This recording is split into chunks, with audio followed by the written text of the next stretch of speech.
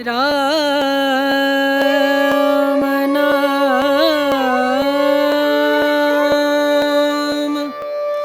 भजले राम नाम सुखधाम भजले राम नाम सुखधाम भजले राम नाम सुखधाम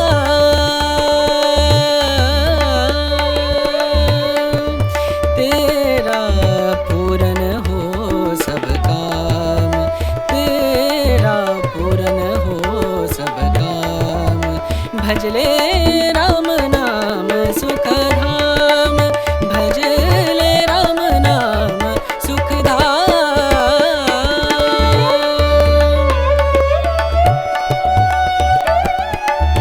ओम विष्णुपादाय कृष्णप्रेष्ठाय भूतले श्रीमते भक्तिवेदांत स्वामिनिति नामिने नमस्ते सारस्वते देवे गौरवाणी प्रचारिणे निर्विशेष शून्यवादी पाश्चात्य देशतारिणे जय श्री कृष्ण चैतन्य प्रभु नित्यानंद श्री अद्वैत गदाधर शिवासदि गौर भक्तवृंद हरे कृष्णा कृष्ण कृष्ण हरे हरे हरे राम राम राम हरे हरे।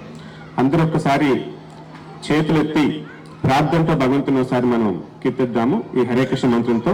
అందరూ చెప్పండి, హరే కృష్ణ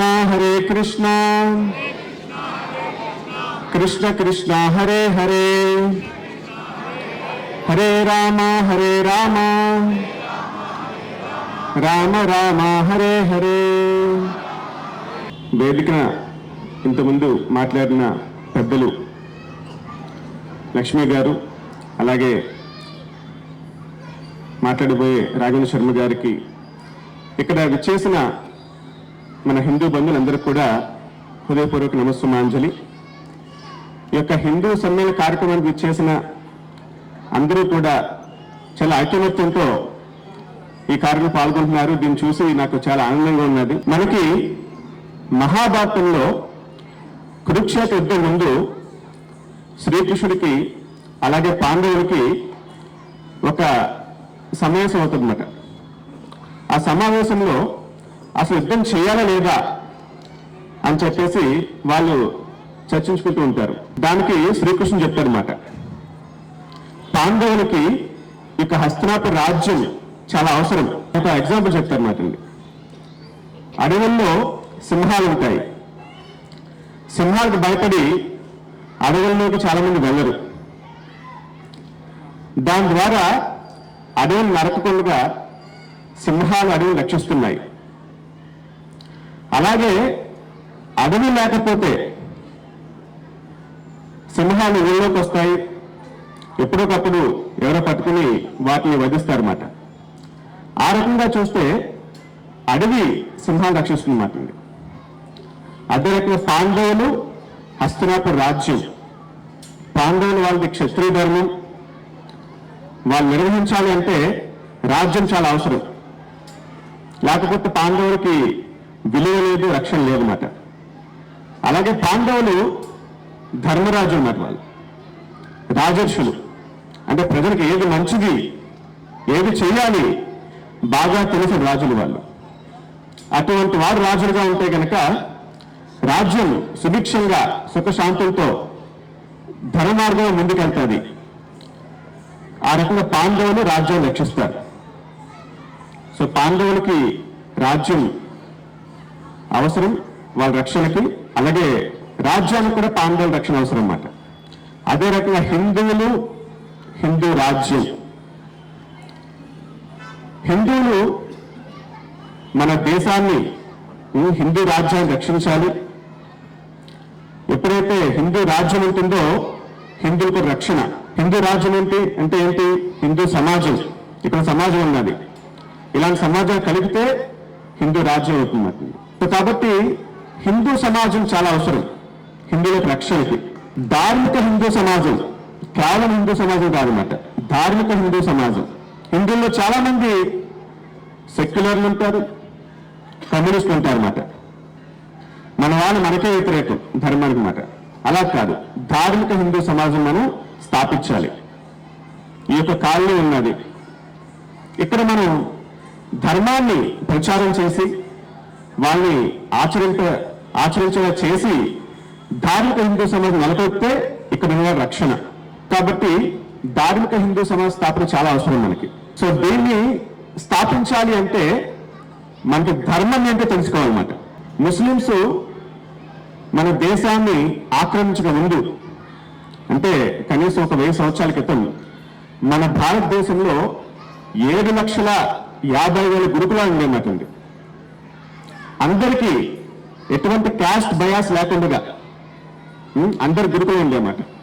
వాళ్ళు ధర్మాన్ని నేర్చుకునేవారు, అలాగే వాళ్ళ యొక్క స్కిల్, వాళ్ళు చేసే పనుల్లో స్కిల్తో నేర్చుకునేమాట వాళ్ళు. ఇప్పుడు క్షత్రియులు ఉన్నారు, ఫర్ సపోజ్ పాండవులు, వాళ్ళు ద్రోణాచార్య గురుకులానికి వెళ్ళి వాళ్ళు విలువిద్యను నేర్చుకున్నారు, యుద్ధకాలం నేర్చుకున్నారు, అలాగే ధర్మాన్ని నేర్చుకున్నారు అన్నమాట. ఈ రకంగా 2 నేర్పేవారు అన్నమాట. కానీ ఈ మెకాలు ఎప్పుడైతే ఆ వ్యవస్థని బ్రిటిష్ వాళ్ళు ఎప్పుడు నాశనం చేశారో, అక్కడి నుంచి చెప్పాలంటే మన హిందువుల్లో ధార్మికత, ఆ ధర్మ నిష్ట అనేది క్షీణించిపోతుంది. పక్కన చూసాను ముస్లిమ్స్ అందరూ కలిసి ఉంటారు, వాళ్ళు ఖురాన్ చదువుకుంటారు, నమాజ్ చేస్తూ ఉంటారు. క్రిస్టియన్స్ ప్రతి ఆదివారం చర్చికి వెళ్తారు, ప్రార్థన చేసుకుంటూ ఉంటారు. కానీ మన హిందువులు అన్ని రోజులు మనవే, వాళ్ళకి శుక్రవారం ఆదివారం అన్ని రోజులు మనకే అనుకుంటాం, కానీ మనకి ఏమీ లేవు. సో ఇది ధర్మ నిష్ట క్షీణించడం వల్ల వచ్చిన పరిస్థితి అన్నమాట. కాబట్టి ఫస్ట్ మనం ధర్మాన్ని మనం తెలుసుకోవాలి. ఈ యొక్క ధర్మాన్ని సిస్టమేటిక్ గా తెలియచేయడానికి ఇస్కాన్ సంస్థ, శ్రీల ప్రభుపాదుల వారు ఇస్కాన్ సంస్థ ప్రాచార్యులు అన్నమాట. చాలా మంది ఇస్కాన్ అనగానే విదేశాల్లో ప్రచారం చేస్తారనుకుంటారు అన్నమాట. కానీ ప్రభుపాదుల గురువు గారు ఆయన చెప్తారన్నమాట, ఆదేశిస్తారు, నువ్వు ఇంగ్లీష్ బాగా మాట్లాడుతున్నావు, నువ్వు దేశాలు తిరిగి మన భగవద్గీతని, భారతీయ సంస్కృతిని ప్రచారం చేయాలి. ఎందుకు అంటే మన వాళ్ళు విదేశాలను ఫాలో అవుతున్నారు బాగా, వాళ్ళు మార్చాలి, వాళ్ళు మారితే మన వాళ్ళు మారుతారని చెప్తారు అన్నమాట. ఫర్ సపోజ్ ఎగ్జాంపుల్, చాలా మంది, అంటే ఎవరేం అనుకోవద్దు, కొద్దిగా ఒక ట్రూత్ మాట, చాలా మంది జీన్ ప్యాంట్ వేసుకుంటూ ఉంటారు, యూత్ మాట అండి. ఇది ఎక్కడో ఫారిన్ కల్చర్లో స్టార్ట్ అయింది అనమాట, అమెరికాలో ఎక్కడోని. ఇది ఎలా స్టార్ట్ అయింది అంటే, అసలు ఈ జీన్ ప్యాంట్ అనేది బాత్రూమ్ కడిగే వాళ్ళ కోసం తయారు చేసిన యూనిఫామ్ మాట అది. సో ఎందుకు స్టార్ట్ అయింది, ఎలా స్టార్ట్ అయింది అనేది తెలియదు మాట మన వాళ్ళకి. అక్కడ ఏమి చేస్తే దాన్ని బ్లైండ్ గా ఫాలో అయిపోవడం అన్నమాట. అంటే ధర్మాన్ని ఫాలో అయితే బ్లైండ్ అంటారు, అది బ్లైండ్ అంటే గుడ్డి ఫాలోయింగ్ అంతమాట. అది చించేసుకుంటే ఇంకా ఫ్యాషన్, అది ఆడవాళ్ళు చించేసుకుంటే ఇంకా గొప్ప ఫ్యాషన్ అన్నమాట. సో ఈ రకంగా మన వాళ్ళు బ్లైండ్ గా ఫాలో అవుతుంది అనమాట. వెళ్ళి వాళ్ళు వాళ్ళు మారితే మన వాళ్ళు మారుతారు, ప్రపంచం మొత్తం మారుతుంది, విశ్వగురువుగా భారతదేశం స్థాపించవచ్చు అని చెప్పేసి ఆయన చెప్తారన్నమాట. ఆ రకంగా శ్రీల ప్రభుపాదుల వారు అప్పట్లో ఆయన సన్యాసి మాట, బృందావనం కృష్ణ జన్మస్థానంలో సన్యాసిగా ఉంటారు. ఒక 40 రూపాయల చేతిలో ఉంటాయంటే ఆయన దగ్గర మాట. కానీ గురువు గారు చెప్పారు ఎలాగైనా చేయాలి. చాలా మంది చెప్తారు, స్వామీజీ మీరు వయసు అయిపోయింది, మీరు అక్కడికి వెళ్తే చలి దేశం అది, ఇక్కడ బంధువులు లేరు, స్నేహితులు లేరు, అక్కడ మీరు చనిపోయినా ఎవరు పట్టించుకోరు, దయచేసి అర్థం చెప్తారన్నమాట. లేదు, నా గురువు చెప్పారు, నా ధర్మాన్ని నేను కాపాడాలి, అందరికీ విశ్వవ్యాప్తం చేయాలి అని చెప్పేసి బయలుదేరుతారన్నమాట. ఎవరో కార్గో షిప్ లో, అంటే ఫ్లైట్ వెళ్ళడానికి ఆయన టికెట్ లేకపోతే కార్గో షిప్ లో సరుకులు మోసే వాడు మాట్లాడింది. ఇప్పుడు ప్రస్తుతానికి మనకి చూస్తున్నాం కదా, ఇరాన్ నుంచి ఆ సరుకులు మోసే వాడిలో మన ఫీల్స్ వస్తున్నాయి అన్నమాట. అటువంటి షిప్ లో ఫ్రీ టికెట్ దొరికితే ఆయన వెళ్తారన్నమాట అక్కడికి. ఆ రకంగా అక్కడ ఆయన ప్రచారం చేసి భగవద్గీతని ఇంగ్లీష్లో అనువాదం చేసి, భాగవతాన్ని ఇంగ్లీష్లో అనువాదం చేసి, ఎన్నో పుస్తకాలు రాసి, మన వేద వాంగ్మయాన్ని ఇంగ్లీష్లో రాసి అందరికీ ప్రచారం చేసి, గురుకులాలు స్థాపించి, ఇవన్నీ కూడా చేసి 10,000 మంది పైనే ఆయన శిష్యుల్ని అప్పుడు ఆయన దీక్ష ఇచ్చారు మాట. ఇప్పుడు కాస్త అది 1970s జరిగిన విషయం అన్నమాట. ఇప్పుడు చూస్తే కేవలం మన భారతదేశంలో ప్రతిరోజు ఈ యొక్క భగవద్గీత సూచనలు పాటిస్తూ ఇస్కాన్ సంస్థ ఈ యొక్క ప్రభుపాద చెప్పిన విధంగా హరే కృష్ణ మంత్రం ప్రతిరోజు జపం చేస్తూ నియమాలు పాటిస్తూ ఆల్మోస్ట్ 4 crore 4 కోట్ల మంది భక్తులు ఉన్నారన్నమాట అండి. అపార్ట్ ఫ్రమ్ వెల్ విషర్స్, చాలా మంది వెల్ విషర్స్ శ్రేయోభిలాషులు కాకుండా మాట్లాడండి. ఓకే, సో ఆ రకంగా మన ధర్మాన్ని విశ్వవ్యాప్తం చేయడానికి, మన వాళ్ళు పాటించడానికి స్థాపిత సంస్థ యొక్క ఇస్కాన్ సంస్థ మాత్రమే. సో ఈ యొక్క ధర్మాన్ని, భగవద్గీతను తెలియచేయడం, భారతం తెలియచేయడం, చిన్నపిల్లలకు కానీ పెద్దవాళ్ళకి కానీ ఎన్నో సత్సంగ కార్యక్రమాలు చేస్తూ ఉంటాం అన్నమాట. ఎస్పెషల్లీ విలేజెస్లో, గ్రామాల్లో మాట పిల్లలకి ప్రతిరోజు సాయంత్రం వాళ్ళకి ఒక ట్యూషన్ లాగా పెట్టి 1 గంట పాటు వాళ్ళకి హోంవర్క్ సిలబస్ కూడా చేసుకుంటారు అన్నమాట. వాళ్ళు ఇంకో గంట పాటు వచ్చేసి మన భగవద్గీత శ్లోకాలు, అలాగే రామాయణ మహాభారత కథలు, హరే కృష్ణ మంత్ర మెడిటేషన్, ఎన్నో పెయింటింగ్స్, డ్రాయింగ్స్, మన యొక్క దేవుళ్ళు చిత్రపటాల పైన వేదిక్ గేమ్స్ ఆల్పించిన వాళ్ళ చేత ప్రతిరోజు సాయంత్రం డిన్నర్ ప్రసాదం అన్నమాట, ఫుల్ మీల్స్ ప్రవచనం జరుగుతుంది అన్నమాట. ఆల్మోస్ట్ 100 పైన సెంటర్లు ఉన్నాయన్నమాట. 2700 పైన చిల్డ్రన్ ప్రతిరోజు ఈ రకంగా కల్టివేట్ చేస్తున్నమాట వాళ్ళకి.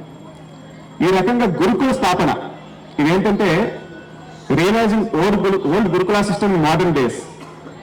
అంటే ఎప్పుడో మనం మర్చిపోయిన గురుకుల సిస్టాన్ని మళ్ళీ ఈ యొక్క ఆధునిక సమాజంలో ఏ రకంగా స్థాపించాలి అని చెప్పేసి ఉద్దేశంతో స్టార్ట్ చేసిన కార్యక్రమం ఈ యొక్క పిల్లలకి నేర్పే కార్యక్రమం అన్నమాట గ్రామాల్లోని. దీని ద్వారా ఎంతో మంది పిల్లలు నేర్చుకుంటున్నారు, వాళ్ళ కుటుంబాలు మార్పు వస్తుంది అన్నమాట. అలాగే పెద్దల సత్సంగం, ప్రతి శనివారం సత్సంగం అన్నమాట. ఆ సత్సంగంలో భాగంగా వారు ధర్మాన్ని తెలుసుకుంటారు, అలాగే మన ధర్మానికి ఏమవుతుందో కూడా తెలుసుకుంటారు అన్నమాట. ఈ 2 అవసరం. సో మన హిందూ సమాజం మళ్ళీ పునః ఆ యొక్క స్థితికి రావాలి అంటే ఖచ్చితంగా మన ధర్మం తెలుసుకోవాలి, భగవద్గీత చదవాలి, జ్ఞానం తెలుసుకోవాలన్నమాట. పిల్లలు పెద్దలు మన సిటీల్లో కూడా చాలా చోట్ల పిల్లల కార్యక్రమాలు ఉన్నాయన్నమాట. శ్లోకాలు చాలా మంది చెప్తున్నారు. దయచేసి అవి పంపండి, ఎటువంటి భయాలు పెట్టుకోవద్దు.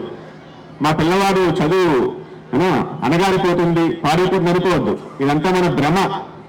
క్రిస్టియన్స్, ముస్లిమ్స్ పంపిస్తూ ఉంటారు వాళ్ళ పిల్లల్ని, మన హిందువులకే అజ్ఞానం మాకుంది. ఒకసారి మా ట్యూషన్కి వచ్చే ఒక పిల్లవాడు మాట బాగా మంచిగా శ్లోకాలు చెప్తూ ఉంటాడని బాగా నేర్చుకున్నాడు అనమాట. ఇంటికి వెళ్ళి పడుకున్నప్పుడు ఒకసారి నిద్రలో కృష్ణ కృష్ణ అన్నాడంట. అంటే వాళ్ళమ్మ భయపడిపోయింది అనమాట. అయ్యో నా కొడుకు ఏదో అయిపోతుంది, ఇదంతా వీళ్ళే చేస్తున్నారు అని చెప్పేసి ఆ అబ్బాయిని పంపించడం మానేసింది. ఎంత అజ్ఞానం చేస్తున్నారా? కృష్ణ కృష్ణ అంటే ఎంత భాగ్యం అది. నిద్రలో కూడా అన్నారంటే మహద్భాగ్యం అది, ఆ భగవంతుని కృప. కానీ అర్థం చేసుకున్న స్థితిలో మన వాళ్ళు లేరు మాట. సో దయచేసి పిల్లల్ని కేవలం చదువులు కాదు, అన్ని రకాల ఆల్రౌండ్ డెవలప్మెంట్ చూడాలన్నమాట వాళ్ళకి. ఓన్లీ చదువులే అని చెప్పేసి నేను బాగా రుద్దాం అనుకోండి, పెరిగి పెద్దయిన తర్వాత వాళ్ళని రక్షించుకోలేరు, కుటుంబాన్ని రక్షించలేరు అన్నమాట వాళ్ళు. సో అన్నీ నేర్చుకోవాలన్నమాట అండి. మన భగవద్గీతలో లీడర్షిప్ క్వాలిటీస్ ఉన్నాయి, ఎన్నో మన జీవితంలో ముందుకెళ్ళడానికి ఎన్నో మంచి టెక్నిక్స్ అన్నీ కూడా రహస్యాలు ఉన్నాయన్నమాట. ఆయన తెలుసుకుంటే వ్యక్తిగతంగా వాళ్ళు అభివృద్ధి చెందుతారు, వాళ్ళు కుటుంబాన్ని మంచి చేస్తారు, సమాజాన్ని మంచి చేస్తారు, దేశాన్ని మంచి చేస్తారు, మంచి లీడర్స్గా ఎదుగుతారు అన్నమాట వాళ్ళు. సో కాబట్టి పిల్లల్ని దయచేసి చిన్నప్పటి నుంచి నేర్పించండి. మొక్కే వంగనది మానే వంగనమాట. పెద్ద ఏంటో చేద్దాము, డబ్బు ఏంటో చెప్దాము అంటే ఇంక అవసరం లేదు, అన్నీ కూడా దాని ఉపయోగం లేదన్నమాట. చిన్నప్పటి నుంచి నేర్పించాలి. అలాగే పెద్దవాళ్ళు కూడా నేర్చుకోవాలి. ముందు మనతోనే స్టార్ట్ అవుతుంది చేంజ్ అనేది. కుటుంబంలో మార్పు రావాలి, సమాజంలో మార్పు రావాలంటే ముందు మనలో మార్పు రావాలన్నమాట. ఇక్కడ గుడి ఉన్నది, సత్సంగం జరగాలి గుడిలో, ఏదో ఒక రోజు వారంలో మాట కలిసి భగవద్గీతలు ఏదో చెప్పుకోవచ్చు, భారతలు ఏదో మనం డిస్కస్ చేసుకోవచ్చు, భజన చేయాలి. అలాగే భజన చేస్తే మందిరానికి ఎక్కువ మంది వస్తూ ఉంటారు. అలాగే మన ధర్మానికి ఏమవుతుంది, సమాజంలోని బయట చాలా విషయాలు జరుగుతున్నాయి వ్యతిరేకంగా అన్నమాట. ఇది కూడా మనం కొద్దిగా డిస్కస్ చేయాలన్నమాట. సో ఈ రకంగా చేసే టెంపుల్స్ ప్రాముఖ్యత పెరుగుతుంది, జనం వస్తూ ఉంటారు, చాలా తెలుసుకుంటూ ఉంటారు. టెంపుల్స్ అనేవి ఒక ఆధ్యాత్మిక విద్యా సంస్థలాగా ఉండాలన్నమాట అండి. ఏదో వచ్చేమా గంట కొట్టి వెళ్ళిపోయాం కాదన్నమాట అండి. తెలుసుకోవాలి భగవంతుని గురించి. ఆ రకంగా మందిరాలకు కేంద్రాలు అవ్వాలన్నమాట ఆధ్యాత్మిక విద్యకి. పెద్దలు నేర్చుకోవాలి అక్కడి నుంచి. ఈ రకంగా ఫస్ట్ పాయింట్ ధర్మాన్ని తెలుసుకోవాలన్నమాట. ఆ జ్ఞానాన్ని తెలుసుకోవాలి. అది తెలుసుకున్న తర్వాత ఏం చేయాలి? రెండవది సాధన చేయాలి. సాధన ఏ రకంగా సాధన చేయాలి అంటే, మనకు ధర్మం తెలుసుకోవాలి, సాధన చేయాలన్నా సరే భగవద్గీతలో కృష్ణ చెప్తారన్నమాట అండి. తద్విద్య పరిపాతేన పరిప్రశ్నేన సేవయా ఉపదేక్షంత తే జ్ఞానం జ్ఞానస్తత్వదర్శన. ధర్మాన్ని తెలుసుకోవాలి, సాధన చేయాలంటే మనకు గురువు అవసరం అవుతుంది. గురువు అవసరం. గురువు లేని విద్య గుడ్డి విద్య. మన ఎల్కేజీకి వెళ్ళినా కానీ గురువు ఉంటారు, పిహెచ్డి వరకు. మరి ఆధ్యాత్మిక విద్య రాజు విద్య అంటారు భగవద్గీత కృష్ణుడు మాట. ఇటువంటి రాజ విద్యకి మన గురువు అవసరం లేదా? కానీ మన హిందూ సమాజంలో ఇదే బిగ్ గ్యాప్ అవుతుంది. ఎవరు గురువు అవసరంలా, నాకు నా దేవుడు చాలు, అంతే. Direct connection.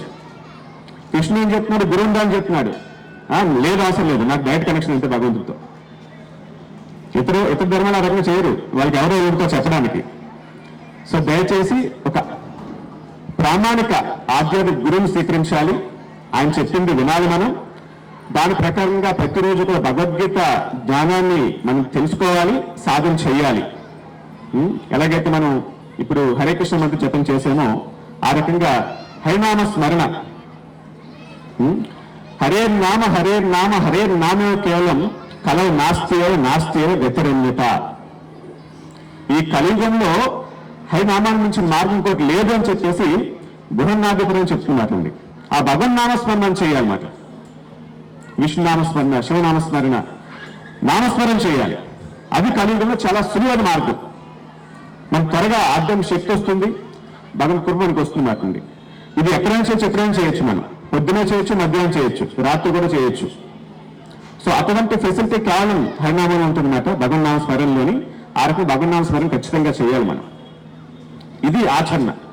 ఇంకోటి వచ్చేసి సేవ. చైతన్య మహాప్రభు మాటండి. ఆయన 5 సంవత్సరాల క్రితం వెస్ట్ బెంగాల్లో అవతరించారన్నమాట. శ్రీకృష్ణుడికి అవతారం. ఈ హరే కృష్ణ మంత్రాన్ని ఉద్ధృతంగా ప్రచారం చేసింది ఆయన అన్నమాట. ఆయన ఏం చెప్తారంటే, బాట భూమితే హైలే జన్మ హయ్యారా జన్మ సాధకరి కర పరోపకార. ఎవరైతే భారతదేశంలో పుట్టారో వాళ్ళకి 2 బాధ్యతలు ఉన్నాయన్నమాట, 2 కర్తవ్యాలు. ఒకటి, వాళ్ళ జన్మను సాధనం చేసుకోవాలన్నమాట. అంటే ఈ జ్ఞానాన్ని తెలుసుకుని జన్మ సాధనం చేసుకోవాలి.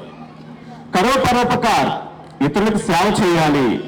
ఈ జ్ఞానాన్ని తెలియజేసి, మన డబ్బులు వచ్చి 10 రూపాయలు రేపు ఖర్చు అయిపోతాయి.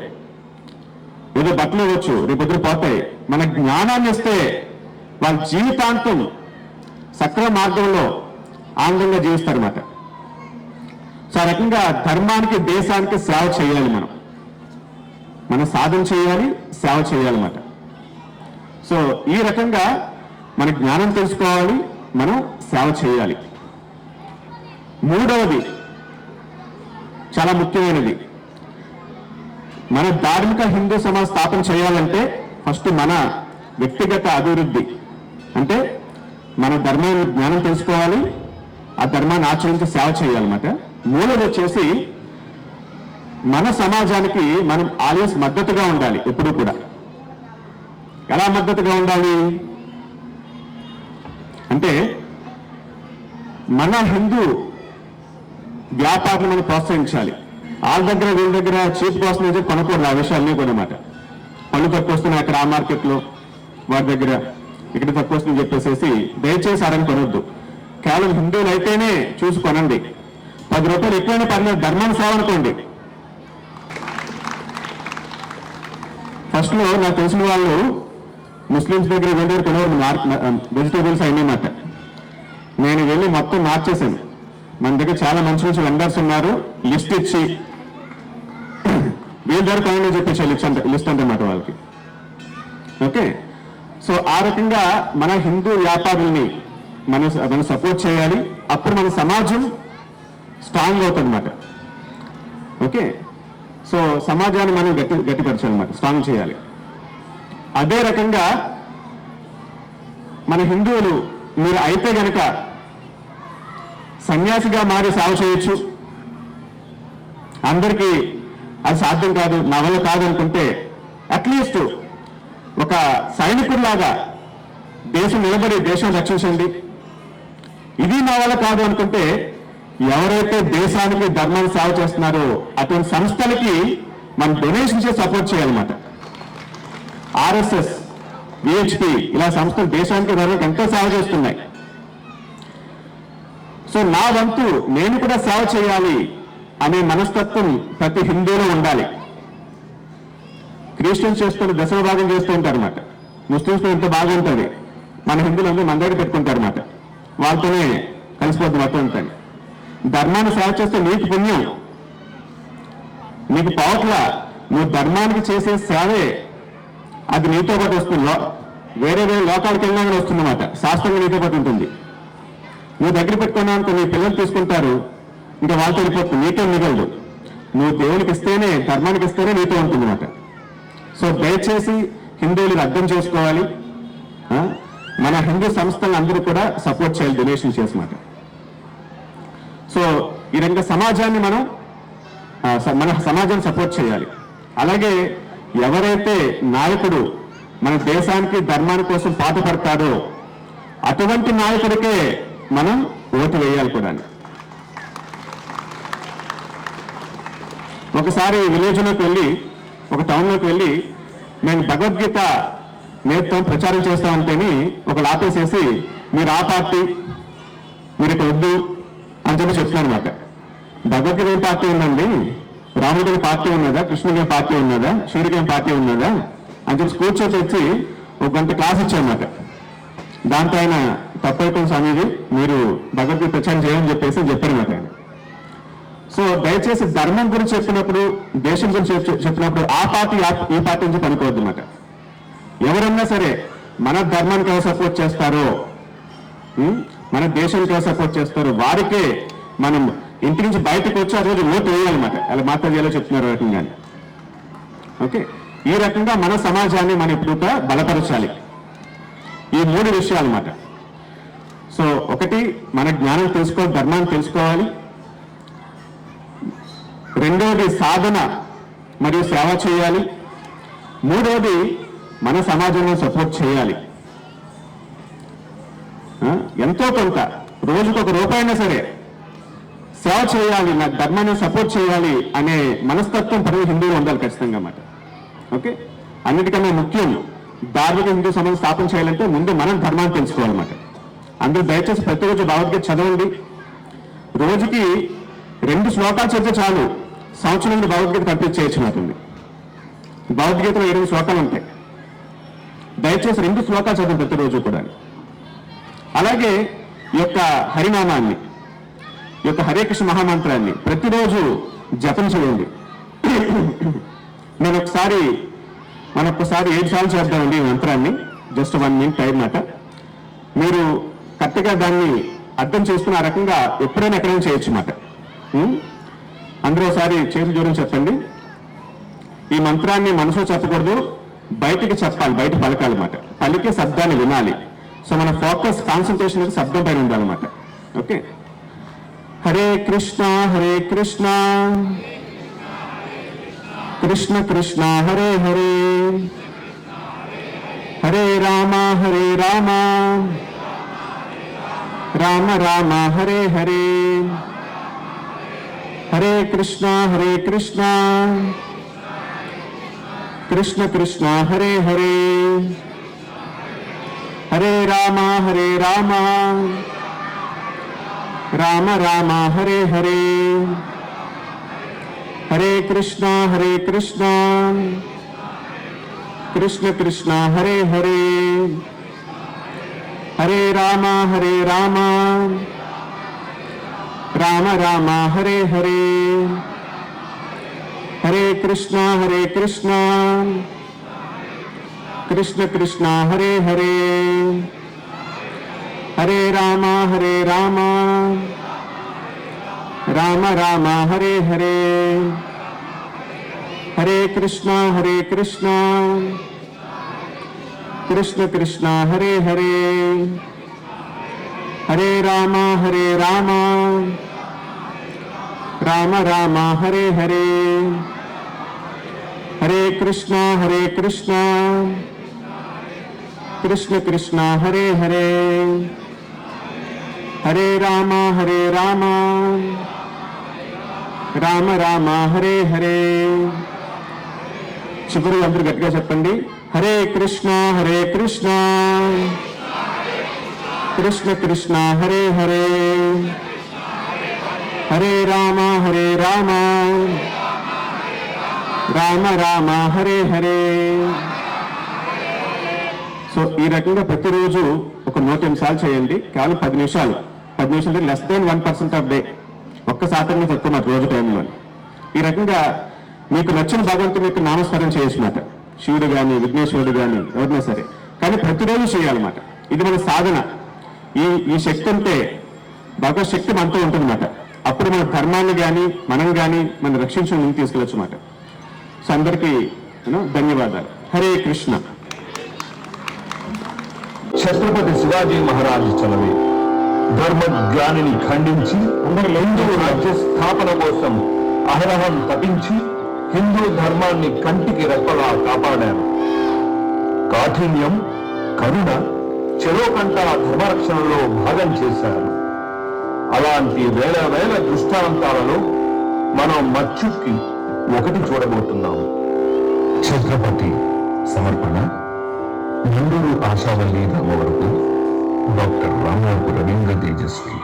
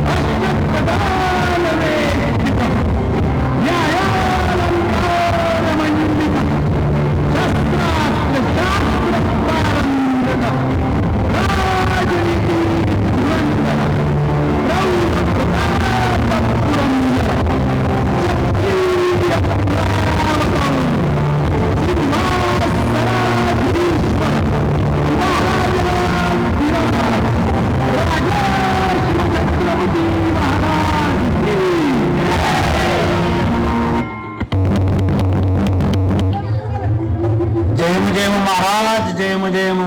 మన సైన్యాధిపతి శ్రీ అప్పాజీ సోమదేవ్ తన విజయ విశేషాలతో మీ దర్శనం కోసం దర్బార్ ప్రవేశం చేస్తున్నారు.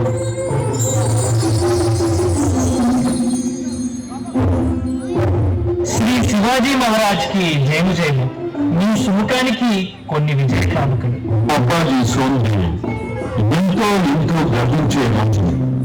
దుర్భేద్యమైన ముల్లా అహ్మద్ ఆధీనంలో ఉన్న కళ్యాణ కోటను ముట్టడించి మన కుంకుల రాజ్య విస్తారం చేసి మరాఠుల శౌర్యాన్ని మరొక్క మారు నిరూపించారు. మ్లేచ్చుల పాలన నుండి ప్రజలను విముక్తులను చేయడం కోసం నాతో మీరందరూ నెత్తులున్నారు, ప్రతిత్యాగం చేశారు. మన భూమి, మన ధర్మం, మన దేశం, మన ప్రజలను నిరంతరం రక్షించటమే ఒక మంచి రాజు కర్తవ్యం అవుతుంది. మీరందరూ నాకు సహకరించినందుకు పేరు పేరున కృతజ్ఞతాభినందనలు. యావత్ సైనిక దళానికి నా అభినందనలు. ఎంత ఉదారత, ఎంత సామ్యవాదం! ప్రతి ఒక్కరి ప్రతిభ గుర్తించబడే ఈ మరాఠా సామ్రాజ్యంలో శివాజీ మహారాజ్ పాలనలో నేను ప్రధాన సైన్యాధిపతిగా ఉండడం నా అదృష్టం. ఈ కళ్యాణ కోటను జయించినప్పుడు మీకొక అందమైన అమూల్యమైన కానుకని ఇవ్వాలని నా మనసుకి స్ఫురించింది.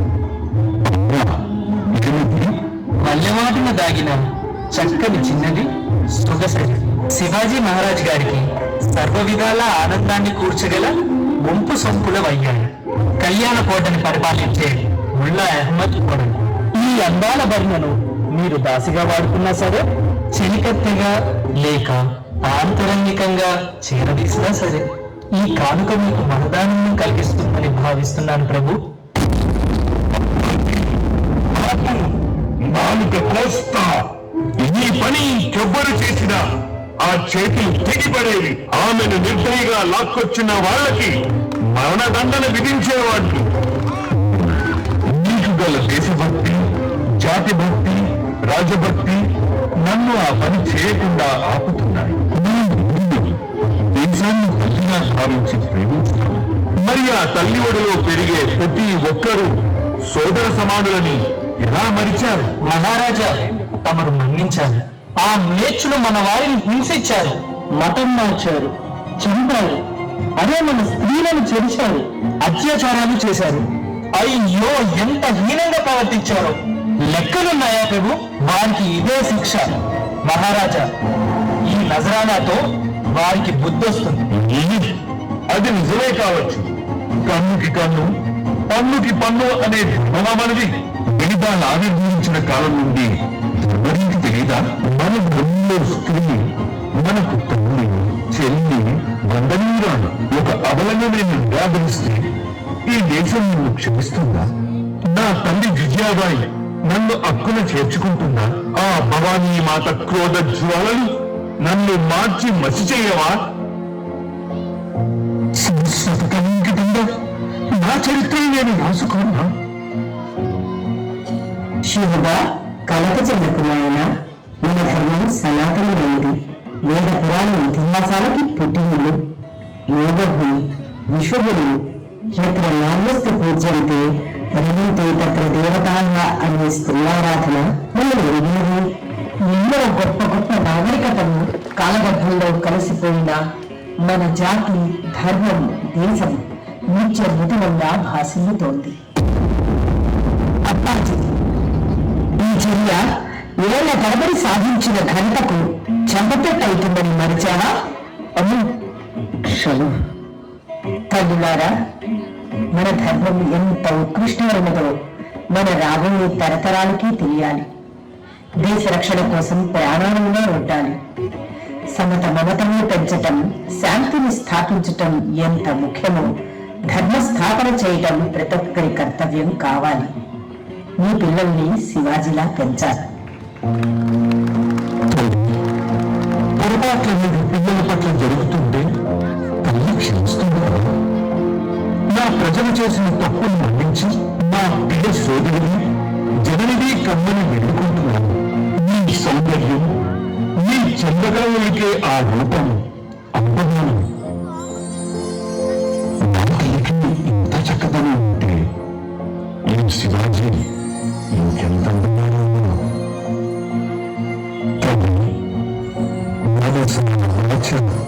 ఈ బాధను క్షమించరు.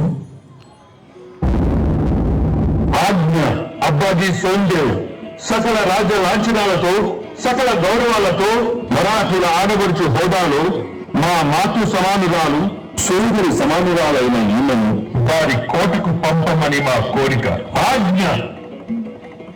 తల్లి, ఇక మీకు సెలవు.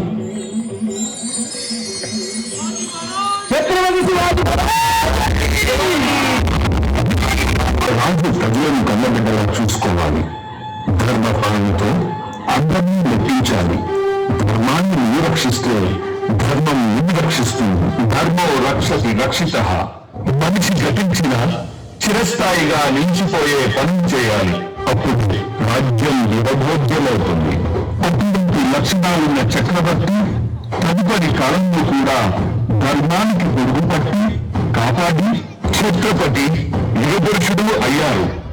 మన ఛత్రపతి శివాజీ మహారాజ్కి ఒక్కసారి మనందరం లేచి నిల్చుకుందాం. ఆ ధర్మవీరుని గుణగానం చేసుకుందాం, మన స్మృతిలో నిలుపుకుందాం.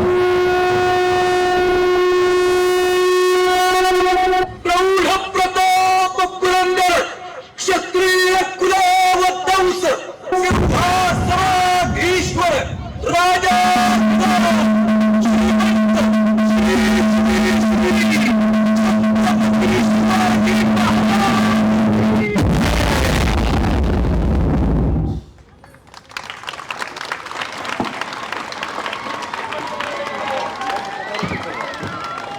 అద్భుతమైన ప్రదర్శన.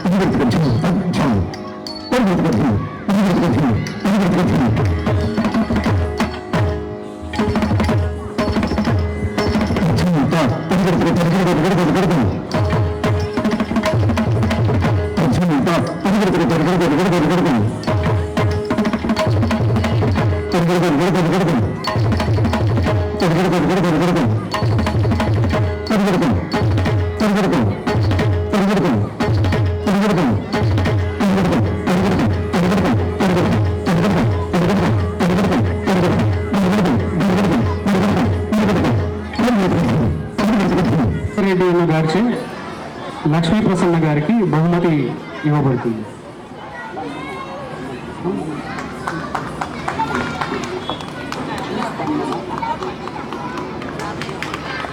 అందరూ కరతాళాలతో అభినందిద్దాం.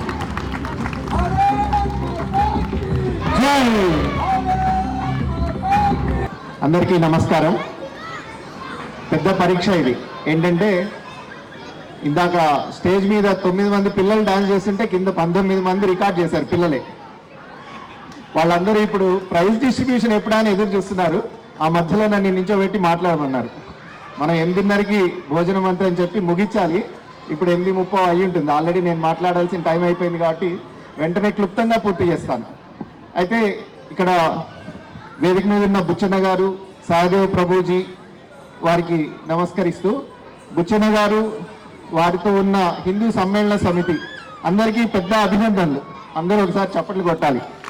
ఎందుకంటే ఇంతమందిని హిందువులందరినీ ఏమీ రీజన్ చెప్పకుండా కేవలం హిందూ సమ్మేళనం అని చెప్పి ఇక్కడ కూర్చోబెట్టారు ఓ 3 గంటలు సాయంత్రం పూట.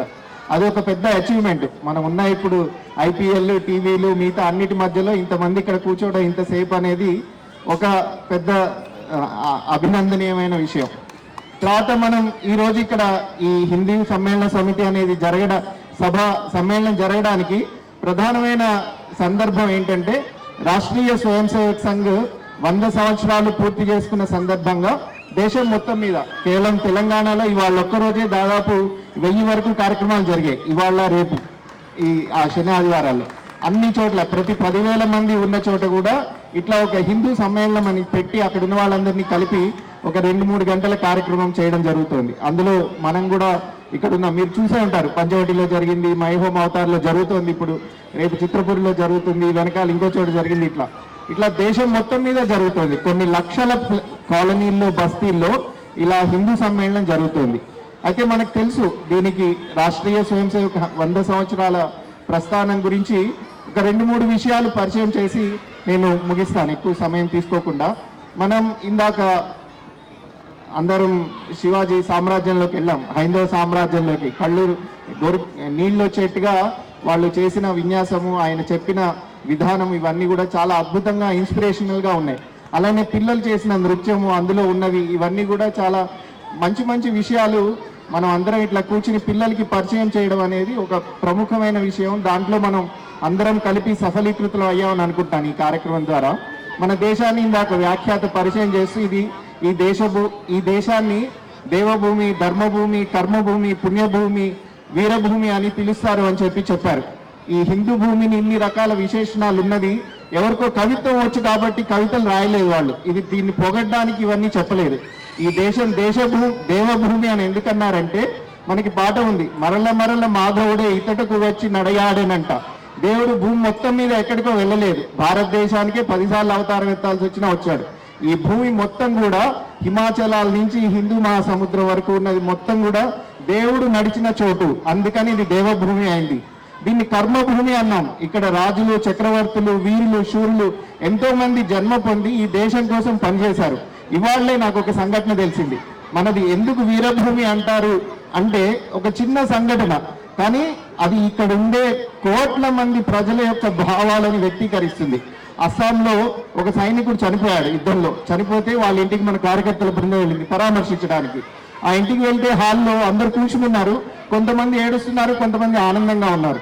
ఏంటి, మన సైనికుడు చనిపోయాడు, శవం తీసుకొచ్చారు, బయట పెట్టారు, ఎందుకు వీళ్ళు ఇంత ఆనందంగా ఉన్నారు కొంతమంది అంటే, అక్కడ ఉన్న వాళ్ళు చెప్పారు బంధువులు, బాబు ఈ సైనికుడికి భార్య గర్భవతి, ఇవాళ కొడుకు పుట్టాడు అని.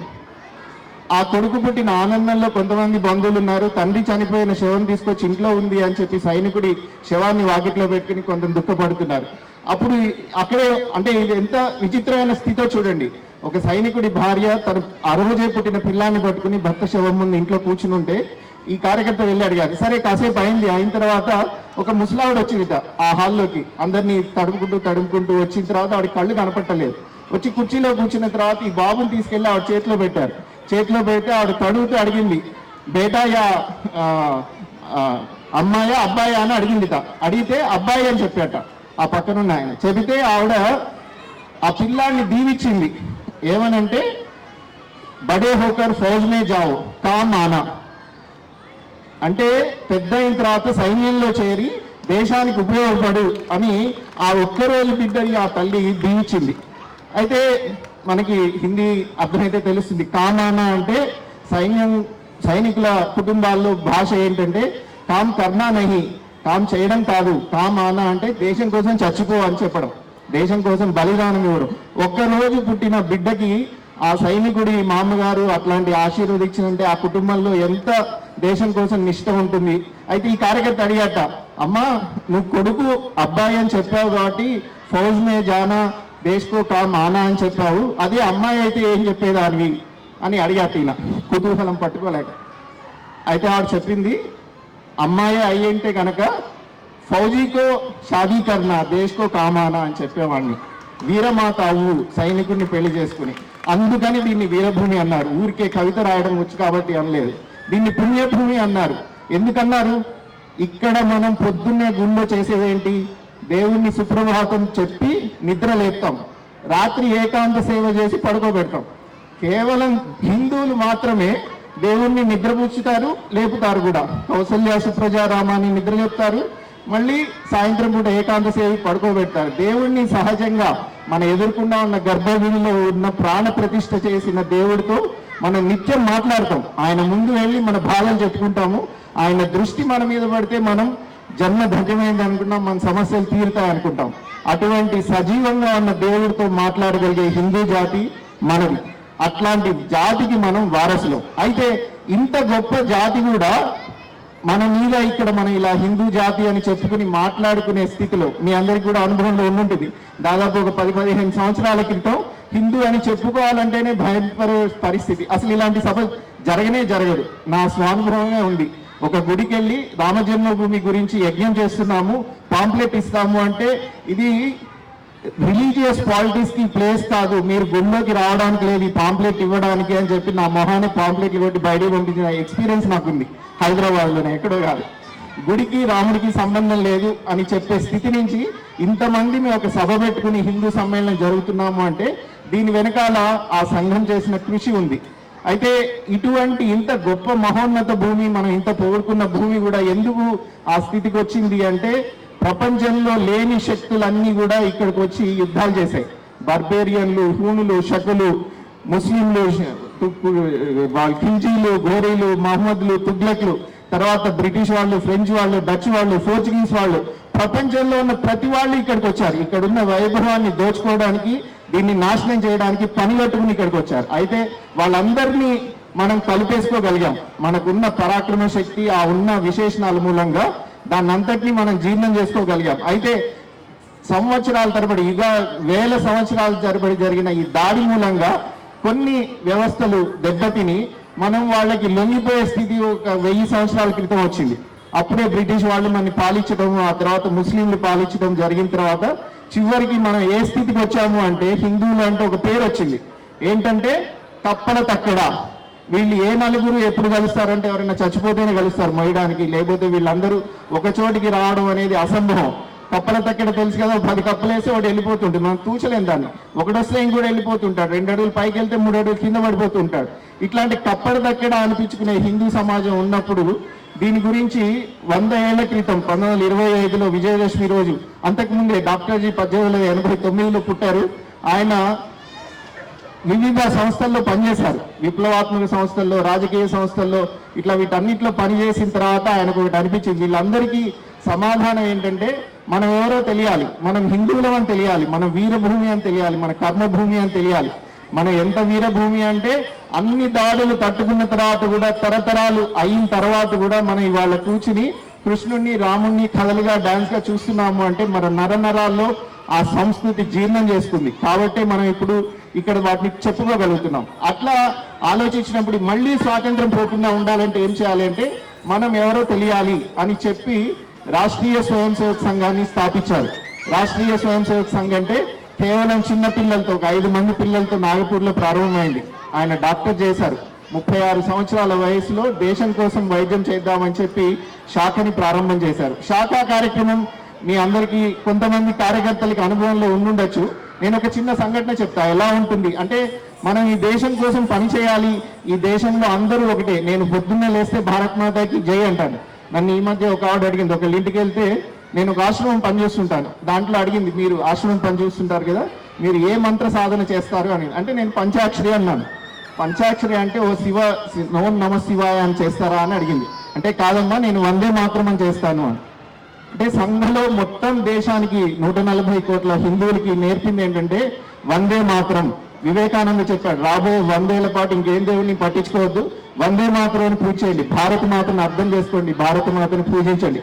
నేను భారత మాత, మనమందరం భారత మాతకి జై అన్నామంటే మనం అందరం ఒకే తల్లి పిల్లలము, అంటే అన్నాదమ్ములము, మన మధ్య అరమరికలు లేవు. ఇందాక వక్త చెప్పారు సామాజిక సమరత ఉండాలి, స్వామీజీ చెప్పారు అందరం ఒకటే అని.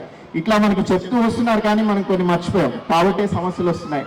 అయితే సంఘంలో శాఖ జరిగేటప్పుడు ఒక చిన్న వారాంతంలో ఒక క్యాంప్ జరుగుతుంది. ఒకరోజు రాత్రిపూట పిల్లలందరూ వస్తారు, ఈరోజు శాఖకి వెళ్ళే పిల్లలందరూ వస్తారు. అయితే వాళ్ళకి అక్కడ వంట చేయరు. వంట చేయకుండా మర్నాడు ఆదివారం పూట మధ్యాహ్నం ఆ చుట్టుపక్కల ఉన్న 10-15 ఇళ్ళకి ఇంటికి 2 చొప్పున పంపించారు. సంఘాల పద్ధతి. ఎందుకంటే మనం వెళ్ళి అందరితోనూ కలవగలగాలి, వాళ్ళ జీవితంలో మనం భాగం కావాలి, మన జీవితంలో వాళ్ళు భాగం కావాలి. 2 పిల్లలు వెళ్ళారు.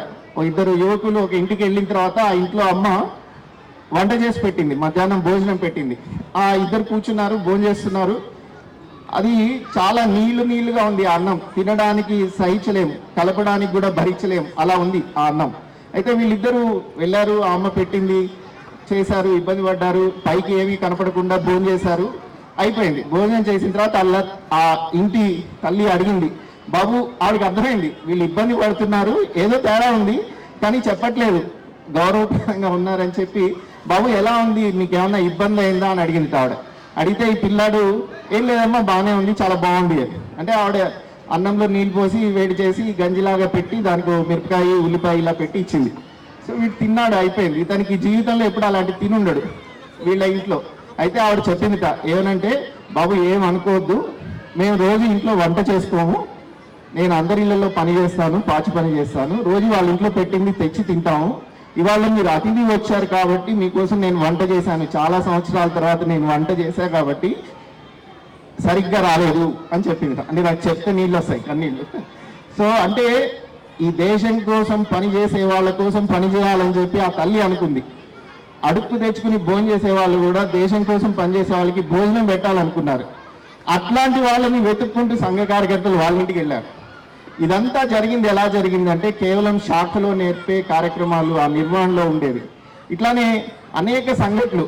ఎట్లా ఒక వ్యక్తి మారుతాడు అంటే మనం మామూలుగా చెప్పచ్చు, అందరూ మారితే అంతా మారుతుంది, మనం కూడా బాగుంటాము. కానీ అందరూ ఎందుకు మారుతారు, ఎలా మారుతారు, దాని టెక్నిక్ ఏంటి, ఇన్ని కోట్ల మంది ఇన్ని తరతరాల నుంచి ఉన్న నష్టాలు కష్టాలు దాటి ఎలా మారుతారంటే ఇలా మారుతారు. ఒక్కొక్కళ్ళుగా వెళ్ళి ఒక్కొక్కళ్ళని కలిస్తే మారుతారు. ఆ కలవడం కోసం చేసిందే సంఘ పని. అయితే సంఘం ప్రారంభం చేసిన తర్వాత అంత తేలిగ్గా ఏం లేదు. మనం అందరూ కలిసి ఉంటామంటే, ఎందుకంటే 1925 అంటే స్వాతంత్రానికి ముందు, 1935లోనే బ్రిటిష్ వాళ్ళు దీన్ని నిషేధం విధించారు. దేశమంతా కలిసి ఉండాలని చెప్తున్నారు కాబట్టి ఇది మనకి నష్టం కలిగిస్తుంది అని చెప్పి నిషేధం పెట్టారు. తర్వాత బ్రిటిష్ కోర్టులు దాన్ని కొట్టేశాయి, ఇది నష్టం కలిగించేది కాదు, దీనికి సంబంధం లేని విషయాల మీద ఇరికిస్తున్నారు అని. ఆ తర్వాత 48లో గాంధీని చంపారని నింద వేశారు. ఆ తర్వాత 3 సార్లు నిషేధం జరిగింది. సంఘాన్ని నిషేధించాలి, ఎందుకంటే మంచి పని చేస్తున్న వాళ్ళు ఎవరైనా మిగతా వాళ్ళకి గిట్టరు, చెడ్డవాళ్ళు ఎక్కువగా నిరంతరం పనిచేస్తుంటారు కాబట్టి దీన్ని అణిచేయాలని ట్రై చేశారు. అయితే సంఘం వివిధ సంస్థల్ని ప్రారంభించుకెళ్ళింది. అంటే స్వయం సేవకులు సంఘంలో మ్యాన్ మేకింగ్ మిషన్ అని చెప్పి సంఘానికి పేరు. అంటే మనుషుల్ని తయారు చేసే సంస్థ. ఈ మనుషులు ఏం చేస్తారంటే అన్నిటినీ చేస్తారు, సమాజానికి ఏది కావాలో ఆ పనులన్నీ చేస్తారు. అట్లా 1947లో ఒక ఆయన విదేశాల్లో ఉన్న వాళ్ళ కోసం అని చెప్పి భారతీయ స్వయం సేవక సంఘం అని చెప్పి కెన్యాలో ప్రారంభమైంది. అట్లానే మన దేశాన్ని 1962లో చైనా ఆక్రమించింది. చైనా ఆక్యుపై చేసినప్పుడు మనం ఆ యుద్ధంలో ఓడిపోయాం. ఒక 4 రోజులు జరిగిన యుద్ధంలో 1962లో ఓడిపోతే దేశం మొత్తం నిరాశలో ఉంది. అప్పుడు సంఘం ఒక కార్యక్రమాన్ని తీసుకుంది. దాన్ని ఏం చేశారంటే వివేకానంద రాక్ మెమోరియల్, ఎక్కడైతే కన్యాకుమారిలో మనం ఇప్పుడు చూస్తున్నామో దాన్ని నిర్మాణం చేయాలని చెప్పి ఒక సంకల్పం చేశారు. ఎందుకంటే అక్కడ క్రిస్టియన్లు దాన్ని కన్నమేరీ మెమోరియల్ అనాలని చెప్పి అక్కడ కట్టడాన్ని పెట్టి శిలువను పెట్టినప్పుడు అక్కడున్న వివేకానంద తపస్సు చేసిన ప్రాంతాన్ని అపవిత్రం చేసినప్పుడు వివేకానంద రాక్ మెమోరియల్ అని పెట్టి దేశం మొత్తం మీద ప్రతి పౌరుడి నుంచి ₹1 వసూలు చేసి వివేకానంద రాక్ మెమోరియల్ కట్టి వివేకానంద మిషన్ స్టార్ట్ చేశారు. అక్కడికి వచ్చిన పూర్తి సమయ కార్యకర్తలు వాళ్ళని నార్త్ ఈస్ట్లో అరుణాచల్ ప్రదేశ్, అస్సాం, నాగాలాండ్, మిజోరాం ఇట్లాంటి చోట విద్యాశాలలు, వైద్యశాలలు పెట్టడానికి పంపించారు. అంటే భారతదేశం మొత్తం నాది అన్నప్పుడు నేను ఎక్కడైనా పనిచేయడానికి సిద్ధంగా ఉండాలి. అలా అనేక సంస్థలు వచ్చాయి. కార్మికుల కోసం కార్మిక సంఘం అని చెప్పి, విద్యార్థుల కోసం ఏబీవీపీ అని చెప్పి. అయితే భారతదేశానికి స్వాతంత్రం వచ్చినప్పుడు 47లో విదేశాల్లో ఉన్న వాళ్ళు, విదేశాల్లో ఉన్న హిందువులు అనుకున్నారట మన దేశం ఇప్పుడు స్వతంత్రమైంది, పాకిస్తాన్ విడిపోయింది, ముస్లింలకు దేశం వచ్చింది కాబట్టి మనది హిందూ దేశంగా ఉంటుంది అని. అయితే 1960 ప్రాంతంలో అక్కడున్న విదేశాల నుంచి ఒక బృందం భారతదేశానికి వచ్చింది ప్రధానమంత్రిని కలవడానికి. ఏమనంటే మా దేశాల్లో మేము హిందుత్వాన్ని అభ్యాసం చేయడానికి, కార్యక్రమాలు చేసుకోవడానికి శిక్షణ కలిగిన వాళ్ళు కావాలి, వాళ్ళని ఇస్తారా అని చెప్పడానికి అడగడానికి వస్తే వాళ్ళు ప్రధానమంత్రి కార్యాలయం నుంచి స్పందన ఏం లేకపోతే ఎవరో చెప్పారట, నాగపూర్లో గురూజీ అని ఉంటారు, ఆయన దగ్గరికి వెళ్ళండి అని. ఆయన అప్పుడు చెన్నైలో ఉన్నారు. ఆయన దగ్గరికి ఆ ప్రతినిధి బృందం వెళ్తే ఆ తర్వాత 1964లో విశ్వ హిందూ పరిషత్ స్థాపన చేయడం జరిగింది.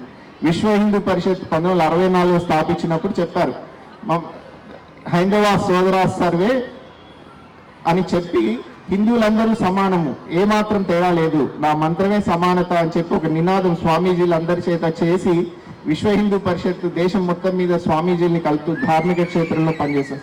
ఇట్లా అనేక సంస్థలు, కొన్ని వందల సంస్థలు సంఘ స్వయం సేవకుల ద్వారా నిర్మాణం చేయబడుతూ ఉన్నాయి. వాటన్నిటి యొక్క ప్రతిరూపమే మనం ఈరోజు చూస్తున్న ఒక సజ్జన శక్తి. సమాజం మొత్తంలో కూడా హిందుత్వం అంటే ఇది నాది అని గర్వంగా చెప్పుకునే ఈ రోజుకి 100 సంవత్సరాల చరిత్ర ఉంది. అలాంటి మహత్తరమైన ఘట్టంలో మనం కూడా భాగస్వామయ్యాం. అనేక విషయాలు ఉన్నాయి కానీ కాలాతీతమైంది కాబట్టి నేను ముగిస్తున్నాను. అందరూ ఒకసారి భారత్ మాతాకి అంటే చేద్దాం. భారత్ మాతాకి ధన్యవాదాలు.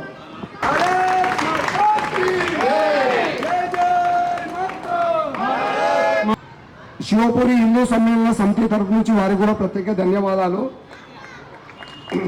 ఈ ఉత్సవానికి ప్రత్యక్షంగా పరోక్షంగా చాలా మంది సహకరించారు. వారికి పేరు పేరున మన శివపురి హిందూ సమ్మేళన సభ్యుల తరఫు నుంచి ధన్యవాదాలు తెలుపుతాం. మరియు శివాజీ స్కిట్ వేసినటువంటి వల్లి అక్క గారికి, రవితేజన్న గారికి కూడా కృతజ్ఞతలు. ఓం బ్రహ్మార్పణం బ్రహ్మహవి బ్రహ్మాగ్నౌ బ్రహ్మణాహుతం బ్రహ్మైవ తేన గంతవ్యం